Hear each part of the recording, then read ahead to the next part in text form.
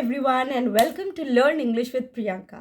So, today we are going to talk about something that is very important for ICSE as well as ISC student. That is how to write the perfect essay. Writing an essay can seem difficult, but if you follow a few simple steps, it becomes really easy. सो ऐसे लिखना मुश्किल आपको बहुत लगता है, but थोड़ी थोड़ी मदद से, थोड़ी थोड़ी प्रैक्टिस से ये बहुत आसान हो जाता है. So the first step which you should take is to choose the right topic. सही टॉपिक चूज करना. Always pick a topic that you are familiar with and have ideas about.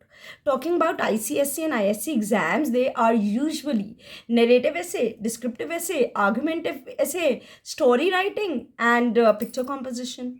Okay, and you know what? I have seen many students struggling to write essay. होता क्या है, शुरुआत में हमें लगता है कि हाँ ये ऐसे तो मुझे पक्का आता है.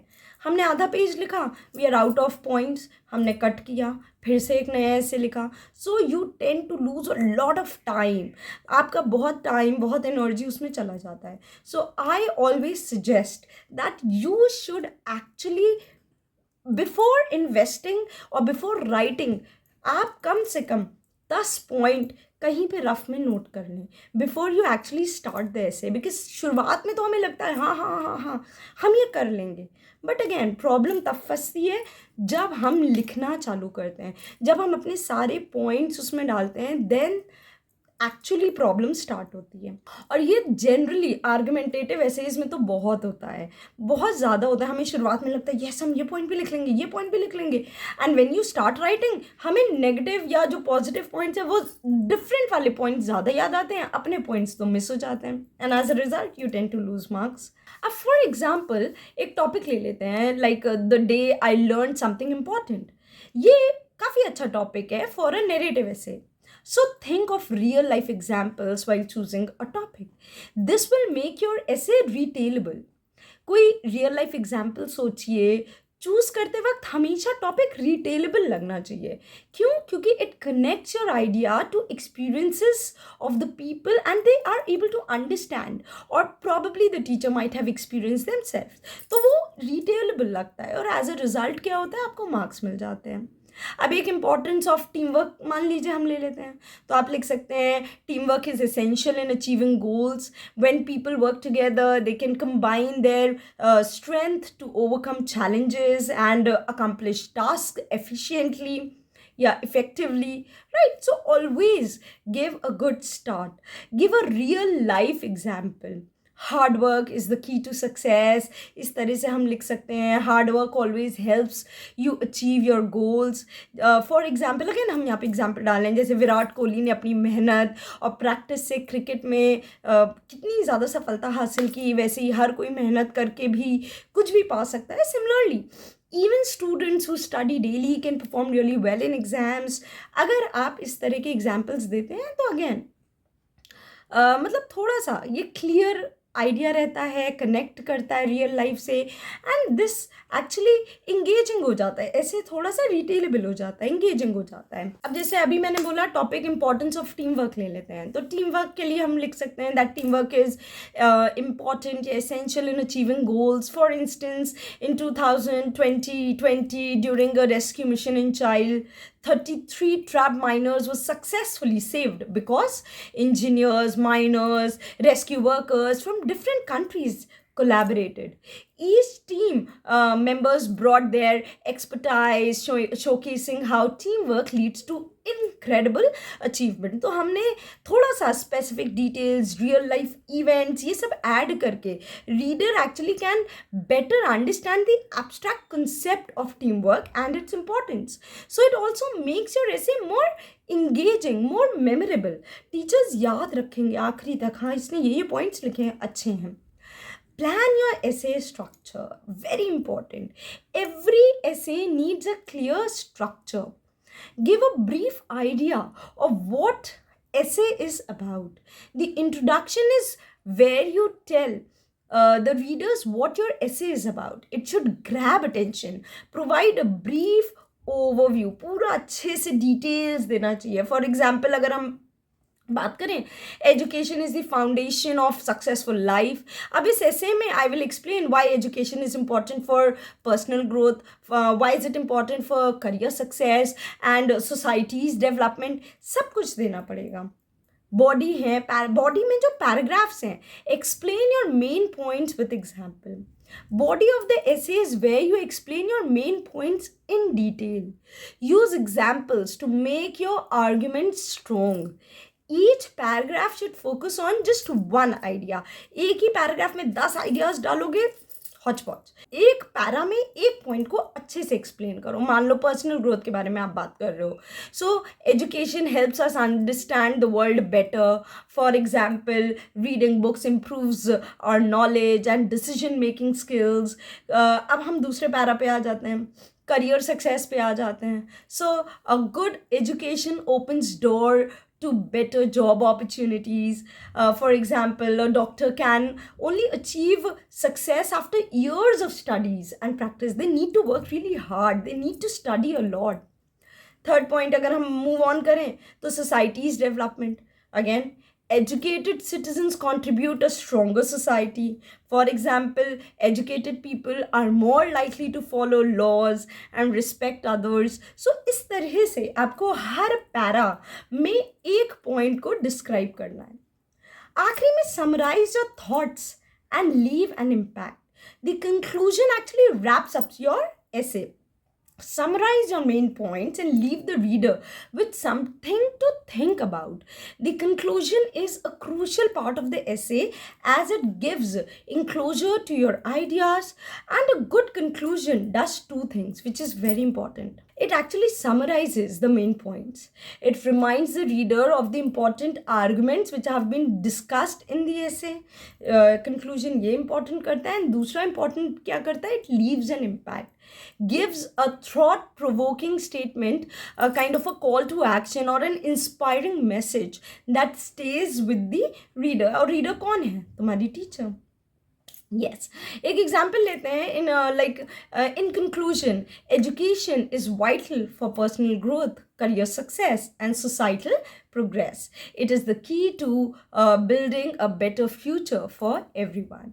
So you should actually try to summarize your main points.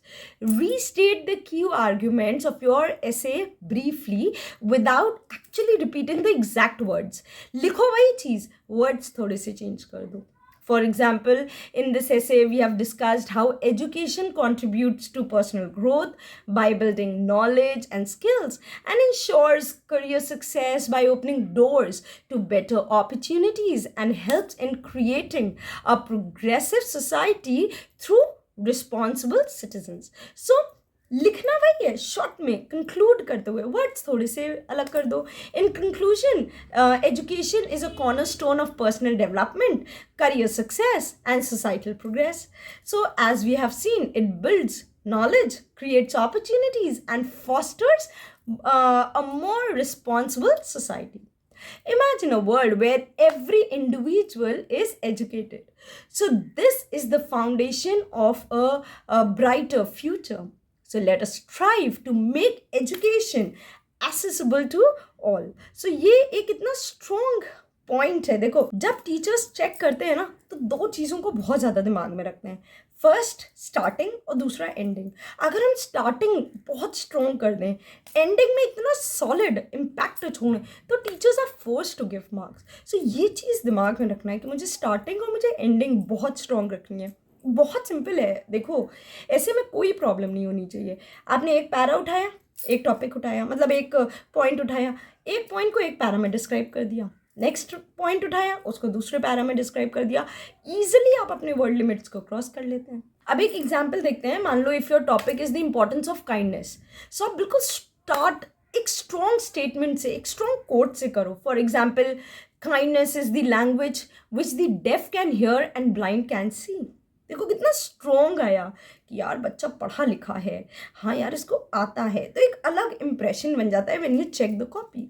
Use simple language but be very creative.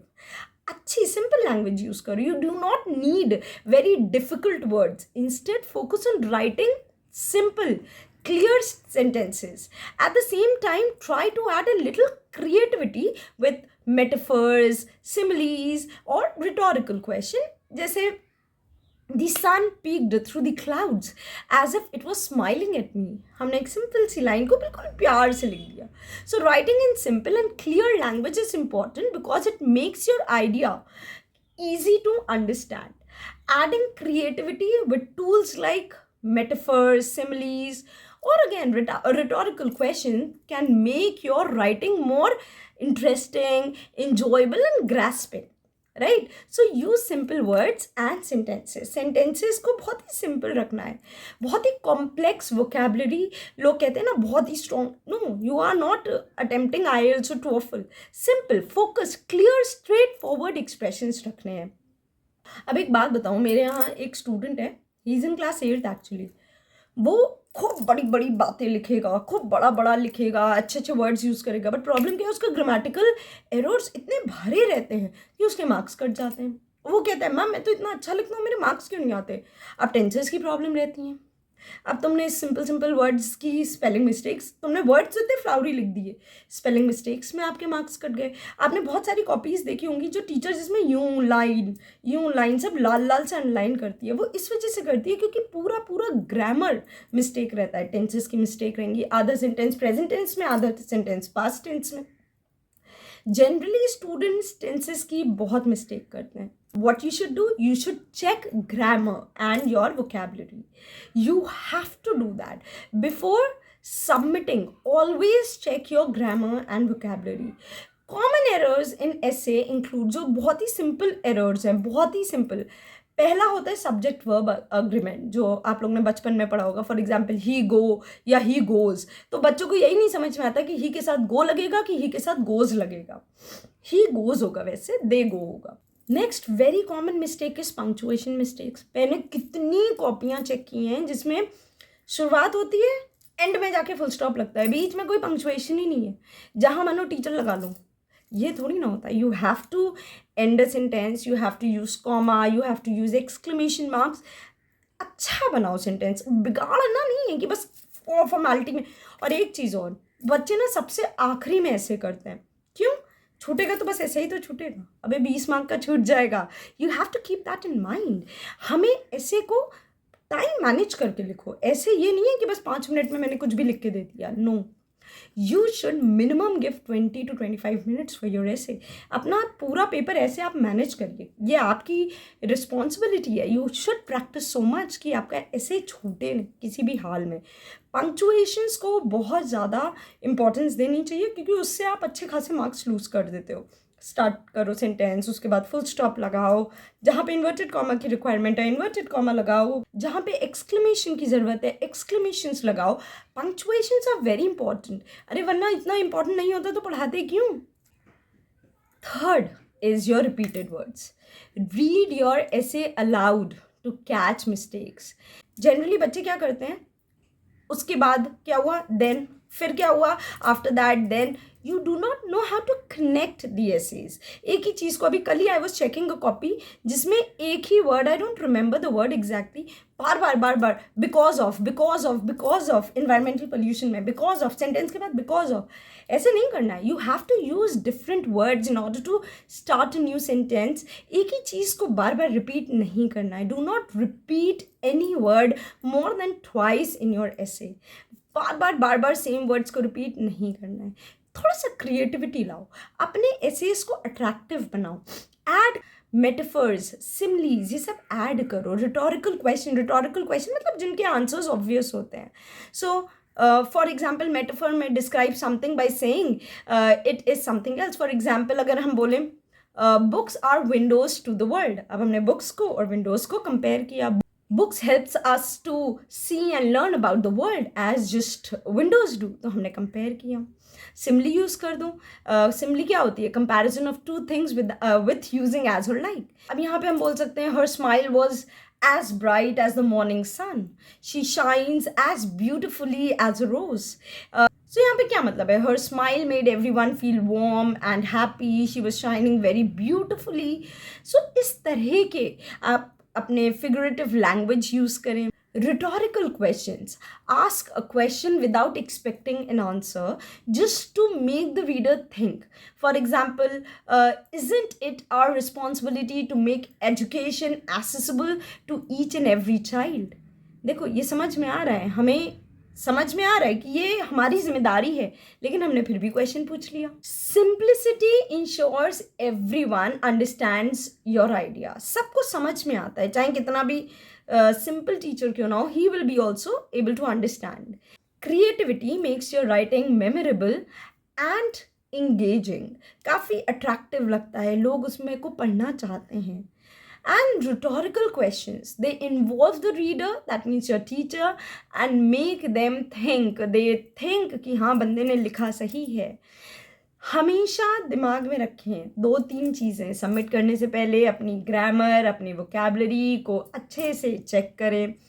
ऐसे में जो कॉमन मिस्टेक्स होते हैं उसको ध्यान में रखें, जो हमने बताया आपको. Subject verb agreement, she dance या she dances, she dances, they dance. फिर मैंने बताया आपको पंक्चुएशंस ध्यान में रखें, कॉमा जहाँ पे लगना है लगाएं, छोटे छोटे सेंटेंसेस बताएं. अपने ऐसे को ज़ोर ज़ोर से पढ़ें और अपनी गलतियों को पकड़ें, क्योंकि अक्सर आप लोग ग्रामर ऐसी करते हो ना, सुनने में अच्छा लग रहा है तो आपको समझ में आ जाएगा यहाँ पे कुछ गड़बड़ है. प्रैक्टिस करें, रिव्यू करने हैं अपने ऐसे को. पहले जाके वहाँ पे इंग्लिश में पढ़ना क्या होता है वहीं पे लिख लेंगे. No, practice makes a man perfect. Write at least one essay every week, not every day possible. If possible, ask your teacher or a friend for a feedback. Remember, a good writer started with practice. So always write. जितना लिखोगे उतना आएगा. English is just like maths. The more you practice, the more you'll be able to do. So these were simple 5 steps to writing the perfect essay. I hope this video helps you in your exam.